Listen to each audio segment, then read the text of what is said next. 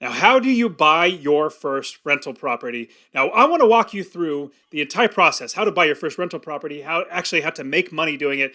And hey guys, my name is Dustin Heiner with Master Passive Income. I'm here to show you how to quit that JOB, that just over broke job, by investing in real estate rental property so you never ever have to work a job again. And also, I have on the show with me Charles Rose Jr., who's was one of my students. Now he is a fantastic investor. He's going to share with us all of his insights as well. Charles, thanks for being on the show. Absolutely. It is so good to be here with you, Dustin. I think one of the things that helped me to invest out of town is just learning how to do it right, how to build a business right, how to go through the whole process. And I think that gave me a lot more confidence in investing out of town. Yeah, and for everybody watching this on YouTube or listening to this on the podcast, I actually have videos for literally every single one of these steps. So if you check in the description as we're telling you about doing this, like the first step is to find the right area of the country to invest. I literally have an entire video walking you through how I and all the other students here at Master Passive Income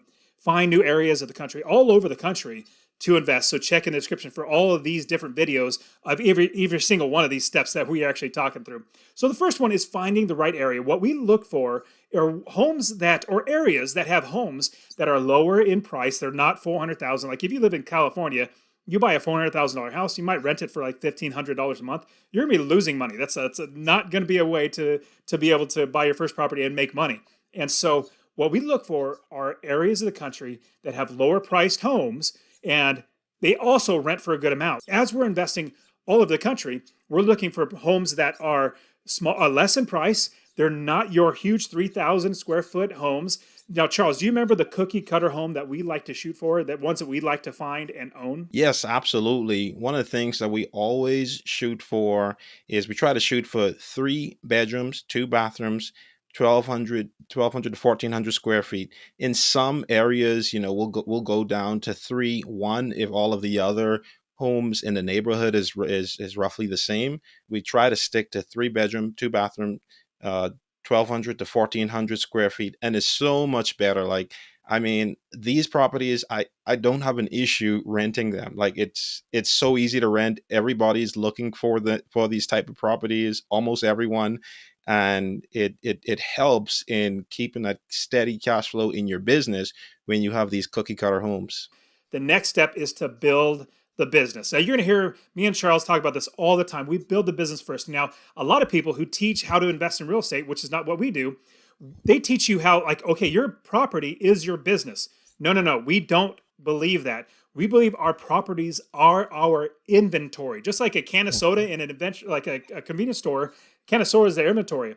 Our property is our inventory. Our business houses or owns many, many different properties. Now, also, I actually want to give you this entire stuff, everything written down in order, literally my entire course for free. If you go to masterpassiveincome.com/free course, all one word for it, free course, it'll be in the description as well. You can literally get everything outlined, walking you through, and then some, like even how to finance your properties, all that good stuff. So masterpassiveincome.com/free course, and I'll get that for you. Now, in building the business, what we're doing is we already know the area, but we need to find the people in the area that are going to be running the business for us, the experts in the area. See, Charles relies on experts like expert property managers, home inspectors, realtors, roofers, plumbers, and everybody and anybody in our business. We make sure we find the right people and fit them in our business. Now, third step that we need to do as we are building our business and getting ready to where we buy our first property is starting to analyze properties. And when I say analyze properties, it's by running the numbers, knowing that you're going to make enough passive income every single month to feed your family. Now, here's the funny thing. I'm really not that smart. I'm numbers and math. I'm not a numbers person at all. In fact, I love hiring accountants because they are numbers people. I pay them to do it. Numbers to me go in my brain and they kind of float away and disappear. It's just the way my brain works. It's not good with numbers. Now, I've figured out that all you really need to do this business is to know multiplication, addition, and subtraction. That's it. It's super, super simple. Now, multiplication is very little, but let me show you how when you analyze the numbers, it's only addition and subtraction. So all you do is you find up all your expenses. Talk to your property managers, your realtors, inspectors, tax accountants, all that. You figure out what your expenses are. You add all those up. Add them all up, and let's say you get to $800 a month in expenses. Okay, that's great. You add all of that up. Then you talk to your property manager. Once you find a house, you say, property manager or realtor, how much can I rent this house for? And they might say, okay, you can rent it for $1,000. Really, realistically, you can get $1,000 rent. Well, shoot, you've already added up $800. You know you can get $1,000. Well, that difference right there is the passive income. Now that's $200 a month. 800 minus 1,000 or 1,000 minus 800 is $200. We shoot for $250 a month in passive income. That's what we shoot for. And now let me give you a little bit of multiplication. Remember, that was super simple math. Addition and subtraction. The next super simple is literally just scaling the business to be able to quit your job. So with one property being $250 a month, 10 properties is $2,500 a month. And if one property is $250 a month, that's $3,000 a year. 10 properties is $30,000 a year. Remember, it's just multiplication.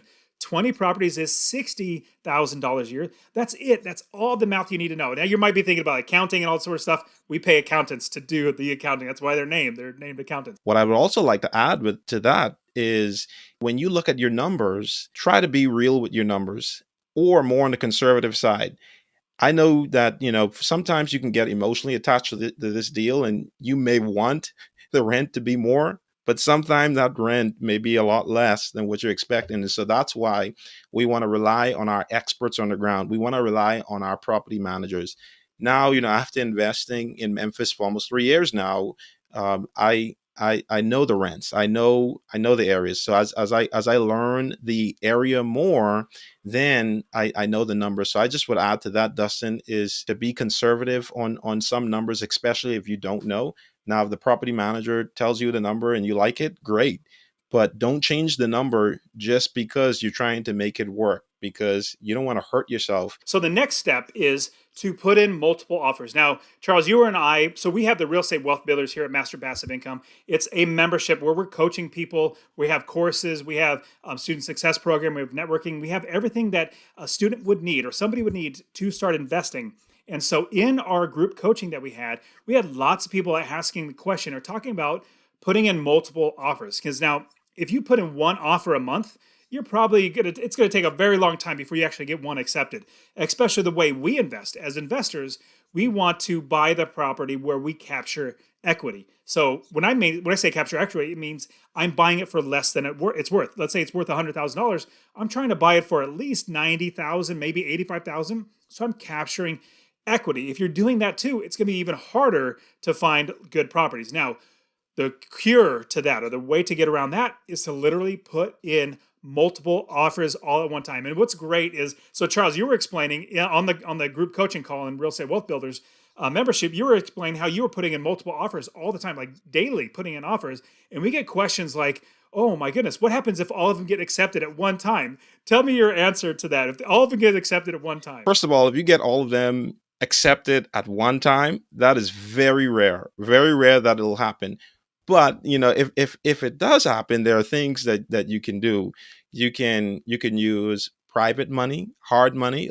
You could use a lot of these different types of money to buy them all if you can. But it's very, very rare that you would get all accepted one time. Once you have started putting in many, many offers, you're putting in offers. Hopefully, you're going to get one under contract. Now, say hopefully you will get one under contract because you're putting in many, many offers. You'll get one under contract. The first thing that you need to do is you need to have your experts that are there running the business for you. Remember, not in your same city or your same state, many states over. Like you could be investing out of state and have your experts do all this work for you because remember, we built the business first. And as always, I have all the videos literally showing you how to do every single step. I'll hopefully have everything in the description for you. Now, as you're actually going through and having your experts look at the properties, you, number one, need your property manager to review or walk through the property because they need to know what they're getting into, like how much it's going to cost to rehab, because they're hopefully going to be doing the rehab for you. They're going to give you a quote or an estimate for how much it's going to cost to fix up the property. And on top of that, having experts look at the property, once you have it under contract, you're going to have your home inspector. They're going to do a full home inspection on your property as well. Never, ever, ever skip doing a home inspection. That's like, if you're going to do anything, if there's any one thing, like don't think, oh, I might be wasting $400. No, it's not wasting. I would rather waste $400 than buy a $100,000 house that's junk that I literally need to put another $30,000 into. So invest that money. Number one, have your property manager walk through the property, tell you how much it's going to cost to fix up. And then number two, make sure that you have a home inspection in the inspection period window. Should have 10-day inspection period where you can get your earnest money back. I will know another video on earnest money. It's basically your quick deposit. So you want to do that because they're going to be the experts on the ground. They're your eyeballs. They're your ears. They're your everything. Trust them. They're going to do the work for you. Also, on top of that, the next step, once you already have the home inspection, you have the property under contract. You're going through the process. The contract goes to a title company. And don't worry, your realtor, literally everything's mapped out for you. If you're using a realtor, they'll take care of all that. A title company is going to take care of all that. But what you want to do, this is a big pro tip, is negotiate. Not trying to take more money out of the deal, but let's say you're in the 10-day inspection window. Remember, that's a tip I'm giving you. Make sure you have a 10-day window for home inspection, or basically just reviewing the property, making sure it's a good property, so you can get your deposit, your earnest money back. Now, what you're going to do in this time is with that home inspection, you're going to get that home inspection back, review that home inspection, see what could be potentially wrong. A roof might be bad, the furnace might be, on its last leg, or there might be foundation issues, whatever it might be, you review it. And on top of that, you also want to figure out how much it's going to cost to fix up. Let's say it's a roof that's going to go bad really soon, or it's already leaking, or there's something wrong with the roof. You didn't know it at the time, now you do. You can take that back in that 10-day window of inspection, go back to the seller and say, hey, the roof is bad. We need to actually have the entire thing replaced. So I need you to replace the entire roof or credit me the entire cost. It's going to be $6,000 for me to repair the entire roof. Credit me that amount so you can renegotiate in that inspection window. Yeah, and this was actually on my first property. So I remember when the inspection report came back, it showed that the roof would need to be replaced. And so, and one of the things that Dustin and I were able to do, Dustin looked at the report through my first property just to make sure that I was looking at the right thing. And one of the things Dustin advised me to do was to actually go to the seller and ask them to split the cost of the roof. And, it was kind of scary for me to go back to the seller because I was so nervous, with it being my first deal, I was thinking, oh, I don't want to lose the deal. But it's a good thing I went back to the seller and asked him to split the cost. And without fighting or anything, the seller agreed to split the cost on the roof. And so I was able to bring the price down even more through getting that credit for the roof repairs. The last thing that we needed to do is we need to get our financing ready and close on the property. So before this big thing, you want to have all your financing all ready. If you're going to do private money, if you're going to do a mortgage, if you're going to do a commercial loan, if you're going to do a home equity line of credit, whatever it might be. And in fact, I have an entire video literally walking you through all the 14 different ways to get financing. Check the description for that video. But literally 14 different ways to finance your properties. You need to get all that set up before you get into a contract so that when you're in a contract, boom, they're already off to the races. So you say, go ahead and start moving and get the financing going, private money, or you have a hard money lender, whatever it might be. You have them all ready. Charles, every single time, you're a master at this. You have lots and lots of ways. You've bought many properties with private money, with hard money lenders, with commercial loans, conventional loans, all that sort of stuff. Now, you plan that out beforehand, correct? You definitely want to plan it out beforehand so that you can be ready to close on the property. Before we buy properties, we know we have the money or the means to be able to buy those properties. And then the last step is literally to close on the property. Once you close on the property, and here's a big key tip I'm going to give you, because I get some students that said, oh man, the property manager, they're not going to be able to get to it for 3 weeks. I'm like, no, they need to be ready. So all that entire time that you're in escrow, which is usually about a month, maybe 45 days, escrow means it's a process of changing over from seller to buyer. You want to say, property manager, we are going to be done, or contractor, we're going to be done on this day. Have your crews ready to get in that property on day one. As soon as we have the keys, I want you in there fixing up the property, because we don't want it sitting around, because that's money wasted. We want to get that money moving into that property, getting it fixed up so that we could get it rented and then get our money out in rent. So that's how you do it. That's how you buy your first property. There's so much more on managing and all that stuff. We have videos for all that stuff. But hey, everybody for watching this and listening to us on podcasts. You guys are awesome. Charles, thanks for being here. You guys, we will see you in the next one.